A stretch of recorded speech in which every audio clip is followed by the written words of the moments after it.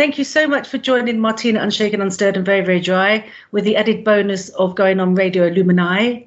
Now, this morning, we are talking about this awesome play that I've just read about 15 minutes ago called Knock Knock. Playwright Floyd. Are you French? My father's French, so I'm half French, half English, born in South Africa, brought up in Australia and Mauritius. So I'm a bit of a mongrel. And then we have Philip Blair, thespian actor. Hello. And Lucy Bagley. And Joe Staton is the director. Oh, my word, Joe. The last time I spoke to you, you were the Blind Cupid Shakespeare Company. Yeah, I know. I don't stop, do I? I just do everything.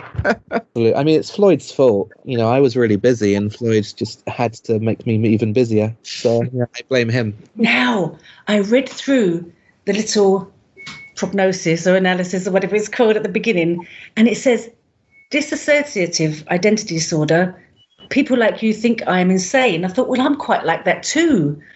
Like, it's kind of a Jekyll and Hyde, isn't it? Because I also think, this is why people might think I'm insane, that's what happens when we go to sleep. Who knows what we get up to? Well, it's actually very, very close to the truth. That's exactly right. I mean, a guy explained to me when I was researching it was everyone disassociates to a certain extent as part of how the mind and the brain works. But it's the bridge between consciousness and the subconscious. An example he gave was, how often do you go to work or you go to the local supermarket, and when you get there, you've no idea how you got there. But you obviously you've been aware, you've avoided children on the road, you've avoided crashing into cars, but you don't know how you got there. And that's an example of where another part of you steps in and takes over. And it's a perfectly normal, healthy process. That what we're looking at in the play here is unfortunately, when people are so seriously traumatized that their dissociative identity, they actually create alters, they're called alters, and they don't go away. So you have a series of personalities within your head, but it's the same person with many, many personalities. Philip, do you play a character with this disorder? I play the central character, who's Billy, and Billy suffers from this condition, as Floyd's described. And I mean, I came to this knowing nothing about this condition, and probably in common with, I suspect, a lot of people. I had heard of schizophrenia, for example, and it sounds a bit similar, but it's not the same at all, because schizophrenia really does involve psychosis, whereas this is a complete change of the person. I read a book about this, about a woman who lived in some tens of years ago in the US, and she had about 24 different personalities. And the upshot of this, and it's again what Freud was explaining, but it's very extreme for some people. When an alter takes over, they literally take over. The alter can have a completely different life, an utterly different life. They have different friends. I mean, extreme. The host, and Billy is the host, doesn't know what's happening, and will suddenly wake up. This particular person, for example, woke up in Detroit at some point, not knowing how she got there, and realizing she had a hotel key in her pocket. So it can be a very extreme situation. Playing Billy for the first time, because we did do this play once before, I actually found Billy occupying me, and I sometimes struggled to shake Billy off. It took me 2 or 3 days for Billy to go away, which I found quite alarming, actually, in some respects. I began to think if I was actually suffering from this condition. But the other thing, because I discussed it with some GP friends of mine, who then said, to a little bit to my surprise, "Oh yes, we do see people like this. It's not an uncommon thing." And I had literally never heard of it. So that was a rather long-winded answer, wasn't it? Well, who do you play then, Lucy? Well, I play woman, actually, and that's so I like an interrogator. I don't want to give too much away, so I'm just a counter person, or a woman, or interrogator, or the bad cop, the good cop, possibly the psychiatrist, the therapist, playing with the minds, or working something out. Is she a relative? Is she a policewoman? We just don't quite know. cloak and dagger stuff. A little bit, yes. But historically, going back a long way, maybe hundreds of years, people have suffered from this. It won't be a new thing. It's just that they've got a diagnosis for it now. And probably the diagnosis will change again another 20 years. That, to me, in my mind, would be quite a hard script to write. Well, you must have done a lot of research. It became a 3-year epic because I became absolutely paranoid about writing something that would do a huge disservice to people who suffered from the condition, because you suddenly realise that there are people who will come and watch it will either have the condition or know someone who has.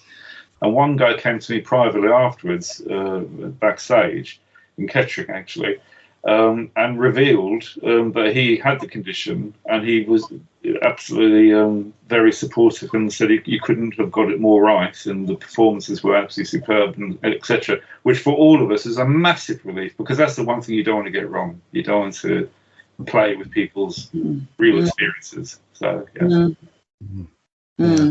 I think if I can jump in there on that particular point you just made, Floyd, and in particular reference to Kettering, it is the strongest memory I have of acting in this play, because on that particular evening we did a matinee and we did an evening performance, and this is the evening performance, and about 2/3 the way through the play, I can't remember exactly the exact moment, but it was about 2/3 way, there was this almost an animal-like from the audience. Do you remember that, Lucy? Did you pick up on that?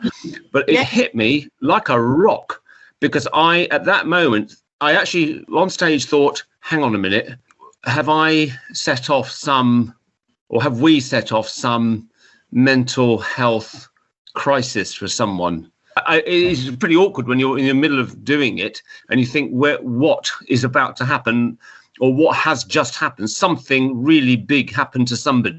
And I think it was probably this person who communicated with you afterwards, Floyd. And I think it's exactly as you said. I think we spoke a truth. Yes. I think we, through the script and through the acting and the production, spoke a visceral truth. How did you find transitioning between the personalities you were playing? Does the disorder make you look different as well? Ask our director, because Joe has a very specific idea.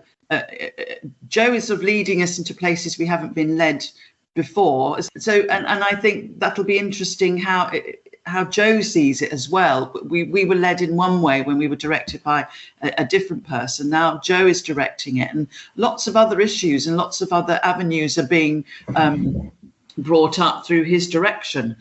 Exactly. Plaudits to Joe. Yes.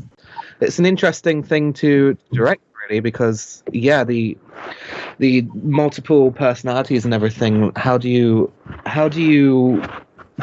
challenge is how do you emphasize that on stage without sort of making it too caricature or making it too obvious and everything. And I find that sometimes, an audience will notice the little things. If a character's voice is slightly different, if a character's physicality is slightly different as well. And Philip's great. He just goes 100% into it, which is really, really wonderful.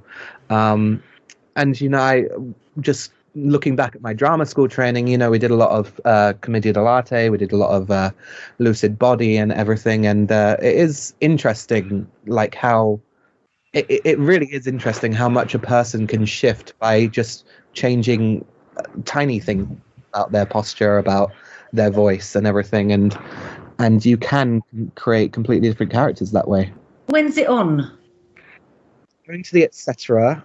on, I always get this wrong, so Floyd's ready to jump in if I do. We're going to the etc. on the 2nd of November. Is that right, Floyd? Yeah. And the 7th of November. So we'll be at the etc. Theatre in Camden for a week. Pardon me. And then we'll be at the Astor Theatre in Deal. I'm going to try and get this right as well, on the 28th of January. Is that right? Yeah. So you can find tickets on the Etc. Theatre website for November. The listings are on there. Well done, everybody. I really enjoyed this podcast. It was great. Thank you so much for joining me. I'm looking forward to Knock Knock.